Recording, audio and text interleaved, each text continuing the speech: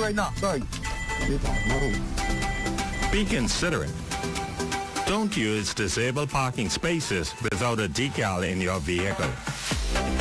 This message is brought to you by the National Commission for Persons with Disabilities.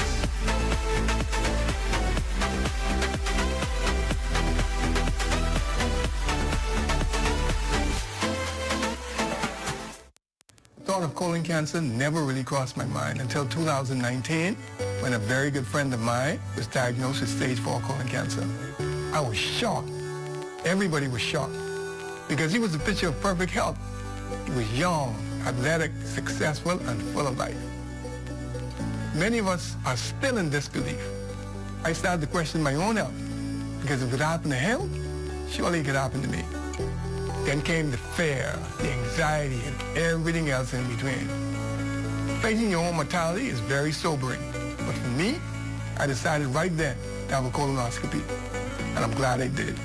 Colon cancer is the third most common cancer diagnosed in Bahamian men and women.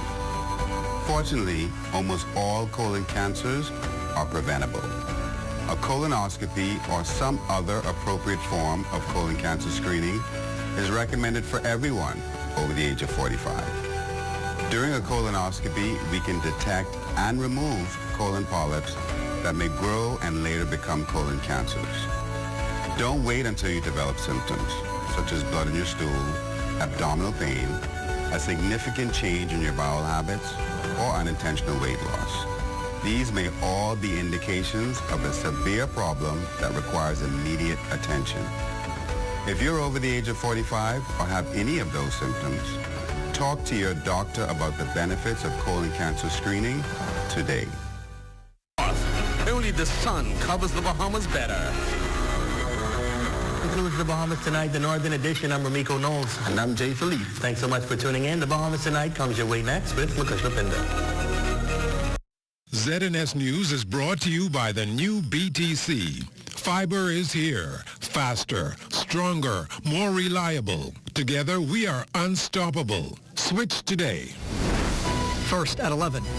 A new fiscal year has been entered into with high hopes as the government puts in place its fiscal plan that is expected to achieve a balanced budget.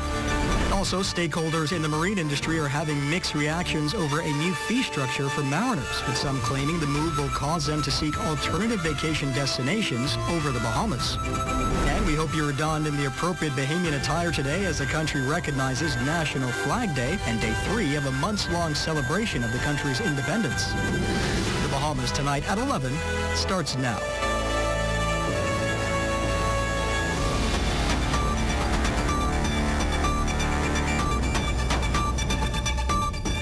Good evening, everyone, and welcome to the broadcast. What the next 12 months will bring for the economy, notwithstanding expert projections, is anyone's guess. But the government has mapped out a plan that it hopes will end with it presenting the first balanced budget since gaining independence. Mukesh Lapinder leads us off tonight at 11 with a recap of what's in store. Grow the economy, reduce spending, improve revenue collection, and find new sources of revenue. The Davis administration's patting itself on the back for having checked all those boxes, putting it on a clear path it believes to not just balance the budget, but pull in a projected surplus of $75 million once the 2025-2026 fiscal year wraps up. Today kicks off that 12-month period, one the government projects will lead to a total revenue of $3.89 billion, or 23.6% of GDP. Total expenditure is estimated to amount to $3.82 billion. To meet its revenue projection, the government plans to improve compliance, and these measures cover immigration, customs, and water sports. It will also update outdated frameworks. In terms of the money projected to go out, there's that much talked about public service salary review, an expansion of health coverage for all government employees, an investment of more than $30 million in infrastructure, and nearly $30 million in social assistance. Now, while Prime Minister and Minister of Finance, the Honorable Philip Davis, has expressed deep optimism about the road ahead, he acknowledges it will not always be easy. The fiscal year runs through June 30th, 2026. For the Bahamas Tonight, I'm Mukesh Lapinder. Thanks, Makushla. A portion of the new budget comprises a new fee structure for boaters, as causing some backlash from industry stakeholders. They claim the government's decision came without consultation and will undoubtedly topple the country's position as a top destination. Industry stakeholders warn that if not revisited, the move may result in a revenue loss in the millions, sending mariners searching for alternative vacation destinations with greater ease of business. Lloyd Allen has that story. The Customs Management Amendment Regulations 2025 creating some havoc throughout the mariners here in the country. Things were said like consultation was given and all of that. It absolutely wasn't. President of the Association of Bahamas Mariners, Peter Morey, confirming the new fees pegged to a frequent digital cruising card, a fishing permit, and anchoring fee is all reportedly not accessible through the government's Click to Clear portal, can cut deep into the country's coffer. Tourism actually made an estimate somewhere between 90 and 120 million. So that's a fairly significant loss in revenue. I mean, in taxes, that's $10 million to the government. Morey adds the impact of the amended fee structure can also discourage boaters from choosing to dock locally. Other Caribbean countries, our neighbors, Turks and Caicos, they saw an 82% increase and we saw a 30% decrease. So it shows you, where they don't have these fees and it's relatively easy. He reasons spin-off businesses are also set to sink rather than swim amidst the changes. Like cleaning companies and technical companies and, all those kind of things, shore-supported businesses, the florist, the provisioner, and these are all like very small businesses and of course the marinas. Morey believes as his industry represents a significant portion of the gross domestic product, a shift in execution may be the calm needed to settle this storm. They need to sit down and listen to the stakeholders in the industry. They have to understand that there's so many Bahamians involved in this industry throughout the Bahamas. In his budget contribution last week, Attorney General and Minister of Legal Affairs, Senator the Honorable Ryan Pinder, defended the amendments as fair and balanced. We've moved the threshold for the first tier of fees from this up to 50 feet. We heard the industry. The industry said, and we've seen the proliferation of larger recreational boats, say 34 feet, which is what the regulations had, is too small. We hear you. Now we moved it to 50 feet. So those for this frequent digital cruising card, not exceeding 50 feet, is $1,500. Remember, that's for 2 years. For the Bahamas Tonight, I'm Lloyd Allen. Tonight we have more from yesterday's massive seizure of weapons taken off the streets during a recent joint law enforcement operation, which yielded not only high-powered illegal firearms, but ammunition and drugs. Police Commissioner Shanton Knowles giving the media a first-hand look at what officers confiscated during Friday's operation, while also assuring the public that police are not being bested by criminals. We just need the public to see, and for those who we may not have in custody, to see that we got your guns, we have your marijuana, we have your ammunition, and my team will now be coming to look for you. But I want you to know that the operation, we believe, was successful, and we could not let these get into the hands of those on our streets who are causing havoc and creating fear. Some of the weapons seized are regarded as ghost guns. The commissioner explains that classification. Ghost guns means that they do not have serial numbers, so it makes it a little bit more difficult, not impossible, but difficult to trace. But we have been working with our U.S. law enforcement counterparts, and we were able to trace over the many years a number of firearms.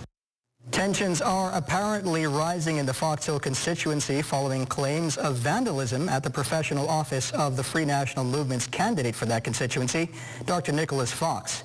Dr. Fox alleges the incident was politically motivated. However, at a press conference today, Fox Hill MP, the Honorable Fred Mitchell, asserted that those accusations are simply premature. The evidence has to be there for you to conclude that there was a political motive for something which happened. So the question is, where is the evidence? And the problem is that the only thing that could be said by this innuendo is an accusation that somehow the party opposite you had something to do with it. Well, that is ridiculous on the face of it. And I would urge his leaders to train him in future how to deal with things which are emergencies. If he doesn't know, he can get advice. Tonight, police are keen on finding the arsonist behind an early morning blaze that has left a New Providence family homeless. Authorities say it was around 3 o'clock this morning when one of 4 vehicles were set afire at a home on Roberts Drive in Coral Heights West. That fire quickly spread, destroying the 4 vehicles and the split-level home. Thankfully, the family of 4 who were asleep inside were awakened by the sound of a car alarm and managed to safely evacuate. The home was consumed by flames. According to police, the suspect was seen wearing a white shirt and black pants. We can tell you this is the family home of our reporter and weather girl, Diane Dorset, who will give a more intimate report later this week. In the meantime, anyone with information is asked to contact police at telephone 919 or 328-TIPS. An American visitor grateful to be alive after being struck by a boat while swimming in the area of Tar Bay in Exuma yesterday. Police confirmed the victim was snorkeling near the shoreline sometime around 7:30 p.m. when a 20-foot white Boston whaler struck him. Police say the American man sustained severe injuries to his lower body and was assisted to shore by locals. He was later transported to the Exuma healthcare facility for medical attention. Earlier today, he was airlifted to the United States for further medical treatment. His condition was last listed as stable but serious. Meantime, Eleuthera Division officers, in collaboration with Operation Black Scorpion officers, confiscated a quantity of suspected marijuana on Harbor Island during a special operation around 5 o'clock this morning. With a warrant, the officers searched a resident on Dunmore Street where they removed the illegal items. The estimated weight of the suspected marijuana is 1 pound with an estimated street value of $1,000. The male resident of the home was arrested and is assisting police with this investigation. Still to come, school repairs to begin soon. You're watching the Bahamas tonight at 11. More news in just a moment. Imagine a world where every brand knows your name and every store awaits your arrival. Elite shopping. Travel where luxury is a lifestyle and every journey feels like home. Dine where every flavor is just for you, every table reserved, and every moment a taste of perfection. Make every big moment even bigger. Experience banking where wealth isn't just managed, it's maximized. Step into a world without limits. Commonwealth Bank, leader in personal banking services.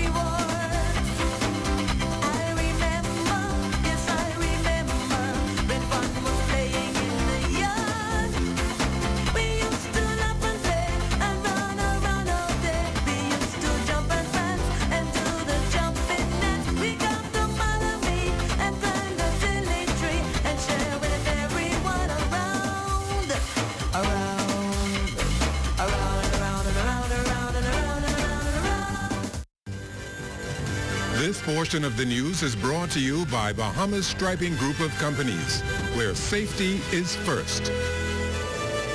The recent end to another school year hasn't stopped education officials from starting much-needed school infrastructural repairs. Minister of Education, Technical and Vocational Training, the Honorable Glenys Hannah Martin, believes that the break time must come to a halt to ensure that each school campus is renovated properly in time for the start of a new school year in August.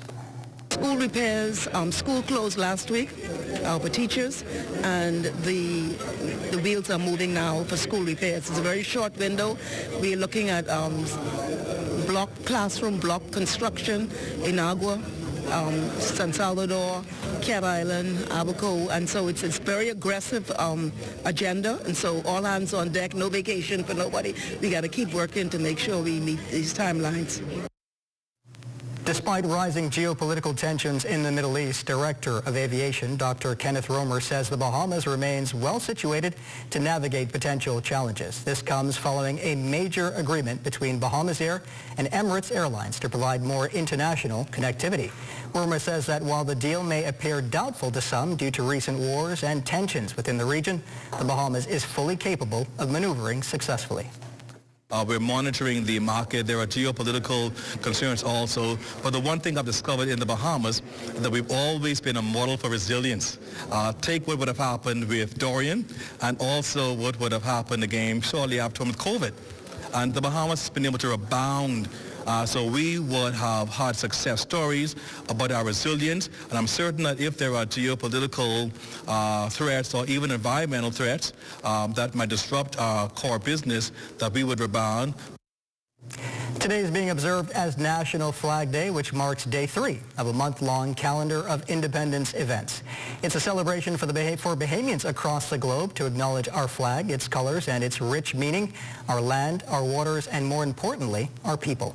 This morning, Governor General Her Excellency, the Most Honorable Dame Cynthia Pratt, and National Independence Secretariat Chairman Her Excellency Leslie Miller-Bryce facilitated the flag-raising ceremony at Government House. We started the national flag raising ceremony during our year of the 50th. We wanted to ensure that, we see the Bahamian flags throughout the country, and sometimes we just drive right past, not really realizing the importance, the strength, and really what it means. And so we just wanted to ensure that as we started our 50th anniversary year, that we raise our flags. And it didn't only happen here in New Providence, it happened in every family island, it happened all throughout the diaspora. The author of the Bahamas' Pledge of Allegiance, the Reverend Dr. Philip Ramming, giving his approval on the country's achievement of independence 52 years deep. He also celebrated this morning's Flag Day ceremony with officials from the Ministry of Agriculture and Marine Resources. The population has grown to understand the responsibility, and Sir Lyndon, he worked hard in trying to cause us to understand and to work hard to keep it going. And from Prime Minister to Prime Minister, I think we are realizing now it's more responsibility than sure, and we are getting there to do a better job. Al-Majal knows how the look at what's coming up in sports tonight. Al-Majal? And Sebastian Walcott to appear in his second MLB's All-Stars Futures game. Details of that story and more coming up in sports. Got termites and need to get rid of them fast? Trust Rentokil Initial. With over 60 years experience in the Bahamas, the global brand, training, and expertise can't be beat. Only Rentokil Initial gives you a 3-year warranty and payment plan options on termite fumigation. No one can match the range of treatments we offer, such as fumigation, pre-construction treatments, termite monitoring, and more. No matter where you are in the Bahamas, we will come to you. When it comes to complete termite eradication, there's only one name, Rentokil Initial.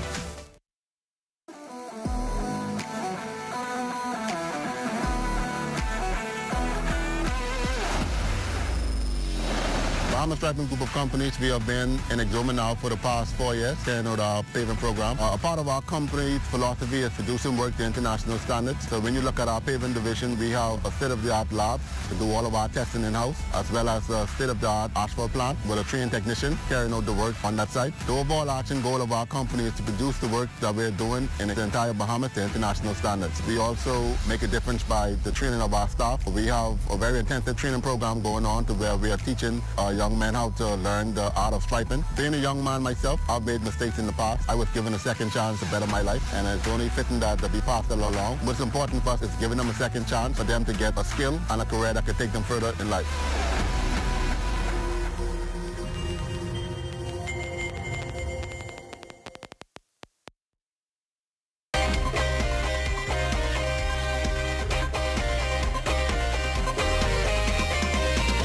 Welcome to your Tuesday Sports, everyone. I'm Al-Majal Knowles, topping sports. Bahamian shortstop Sebastian Walcott was selected to participate in the MLB All-Stars Futures game set to take place on July 12th at Atlanta's Truist Park. Walcott, the top prospect from the Texas Rangers organization, played in last year's minor league exhibition game at Globe Life Field, will be among the highest profile prospects to headline this year's event. Walcott is MLB's number 9 overall prospect, has been one of the more productive teenagers at the minor league level this season. The 6'4" shortstop is hitting .247 with 8 home runs this season at AA Frisco. He's one of the youngest players in the Texas League. Earlier this year, he was a non-roster invite to the Texas Rangers spring training, and he recently appeared on MLB Network and spoke about his experience with some of the Rangers' top players. It was amazing. I got to spend a lot of time with Marcus Semien, Corey Seager, Adolis, all those guys, and it was awesome. You know, just learn from them and just taking things away from the game and how they become so consistent throughout the year and what made them all-stars, you know, World Series MVPs, and how they're able to play at a big league level. They got after it every day. Marcus, he's in the gym at 6:30 in the morning, getting ready to practice. Wow! And then he's always moving. He's always doing something. And Corey, he has his own routine, getting ready for games. And they did it every day. And you see why they're good all-stars and good ball players. So in baseball, the Bahamas Ministry of Tourism, Investments, and Aviation announcing a partnership with one of the more celebrated teams in all of American sports, the iconic New York Yankees, for the remainder of the 2025 baseball season. As part of this strategic collaboration, the Bahamas will engage with Yankees fans throughout the season via in-stadium branding, digital activations, and hospitality events, leveraging the global power of sports. The initiative aligns with the Bahamas' broader tourism strategy to inspire travel and deepen emotional connections with visitors. And of course, the Bronx Bombers, the current home of Bahamian baseball superstar Jazz Chisholm Jr. Track news: after surviving a boat accident and a shark bite that nearly derailed his career, decathlete Kendrick Thompson, now known as the Bionic Man, is looking to turn in a stellar 2025 campaign. The 27-year-old Anderson native has been hard at work over the past year in preparation for his bounce-back season. Having already made his season debut last month, Thompson is set to compete in the Castar at the Pierre-Paul Bernard Stadium this weekend in Talence, France. We basically train it like a decathlon. So Mondays we do like a sprint, long jump, short put, and then we continue on with gym, so the little strength training. Then day two is like the hardest day of the week because like day two of the decathlon, we start off with hurdling, we do a little bit of high jump. Sometimes you do discus and a hard run, so like the 400-meter breakdown, and then we recover on Wednesday, and then we start to continue the same thing on Thursday, Friday, and Saturday we do like the 1,500-meter workout after the javelin. So it's basically like the decathlon throughout the week. My first meet was in Walnut, California, which I came third at that meet. That was my first meet since the accident. I lost my passport in El Salvador, so I basically fighting 2023 to 2024, and coming back and scoring over 8,000 points is tremendous for me. I know I have the capability, but with that soon and that amount of time I had to train, I knew that this season is going to be the season because I never seen anyone did it before, and now it's like the first one. And now going to this meet, I feel like it's going to be way better because I put in more training. I've worked on some of the events that I was weak in at that meet, and I just go in there to show my talent. In other news, there's a new basketball tournament set to bounce in the 242, and it's organized by former national team player Michael Furley Bain, who's one of the top players in the local league. Basically, the club owners and promoters, they came together because most of them come from like a sports background. And we just had the idea that, hey, let's put together a basketball tournament, and each team would represent your company, your club, your brand. And immediately, I got large support from all of them. Everyone was on board. And we just hope that everyone comes out and supports it, and we have a great turnout. We want to keep it real, family-friendly, a nice, high-vibe environment. So everyone should just come on out and have a good old time. Now, 8 teams have already registered, and games will be played every Wednesday in July at the Donald Davis Gymnasium. The things that I've heard about the players and teams that when they're recruiting, some of the top name basketball players are going to be in this tournament. A lot of players who go off to school and play pro when they come home in the summer, there's really no tournaments or leagues besides the Nelson Cooper. That's one of our staples. But we want to do something that we could keep them busy a little bit throughout the summer, because from being around it, I heard the cries of, man, there don't be enough basketball playing when we come home. So we just want to give back and give something for everyone to do this summer. Let's look at your sports on this Tuesday. That's all the time we got for you until tomorrow. I'm Amajal Knowles, signing out.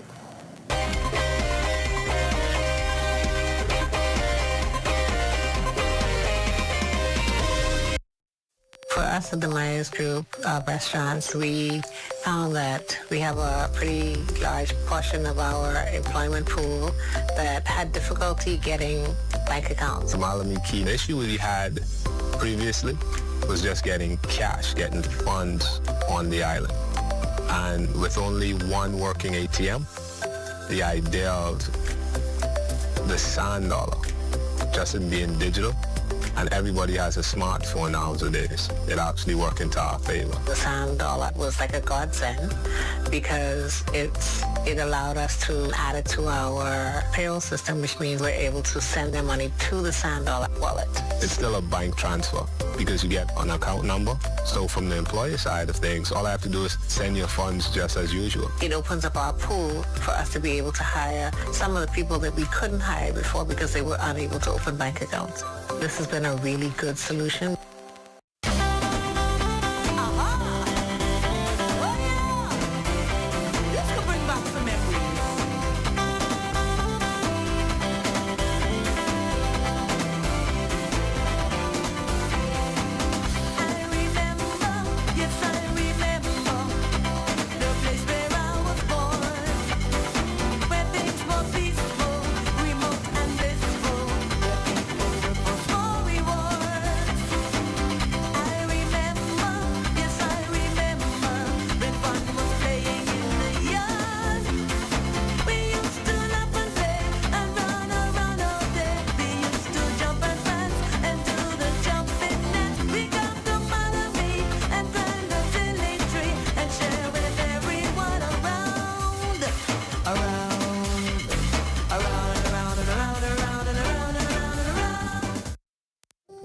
What does disability look like? In a busy airport terminal? At the check-in counter? At security checkpoints? Or even in baggage claim? Passengers with hidden disabilities often go unnoticed. Globally, 1 in 7 persons have some form of a disability.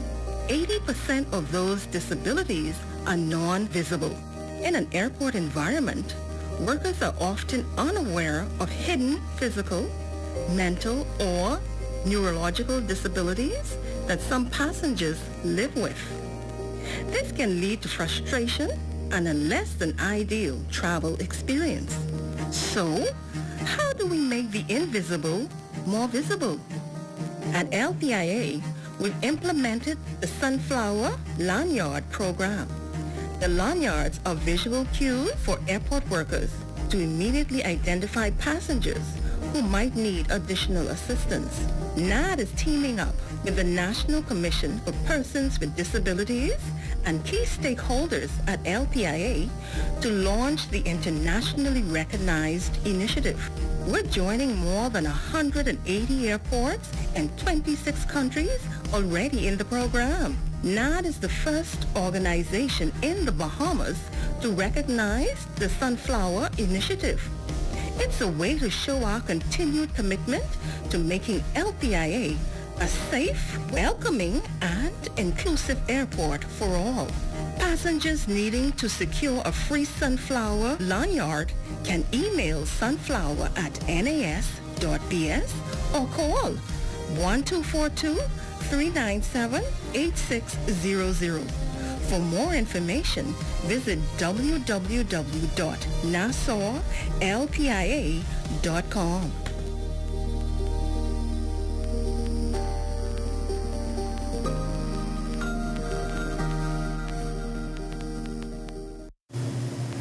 It's time now for a weather check with Chief Meteorologist Basil Dean. Good evening, Basil.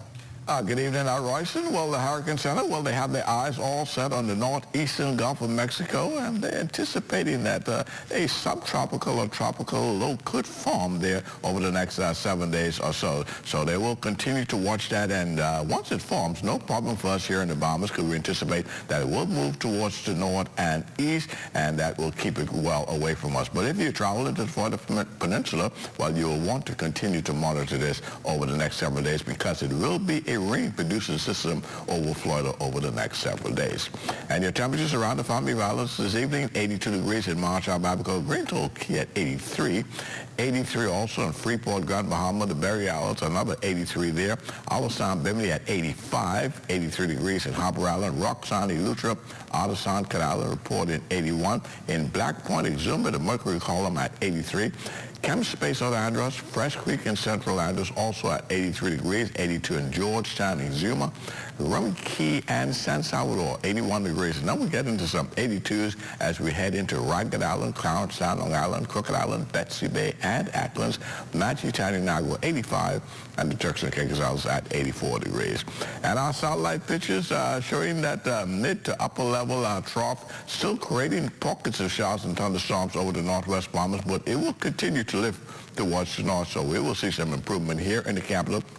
But later on, that improvement will come to the remainder of the northwest Bahamas by late tomorrow. So Grand Bahama, Abacos, the Berry Islands, and Bimini, they will continue to experience some pockets of showers and thunderstorms tonight through tomorrow morning.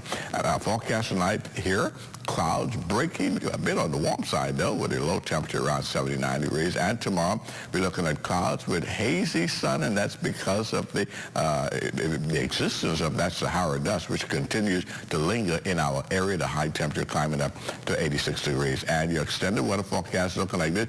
Beautiful weather through Thursday, except for the hazy conditions. But as we head into the weekend, Friday and Saturday, we're going to see some gray skies once again with scattered showers and thunderstorms, and that will be courtesy of yet another mid-to-level system moving into our area. And as we head into Sunday, some residual showers from that system, the skies will open up as we head into the early part of next week. Royson. Thank you, Basil. Well, that's going to do it for the Bahamas tonight at 11. Thank you for continuing to make ZNS your first choice for news and information. Only the sun covers the Bahamas better than ZNS. Thank you for watching, and as always, good night.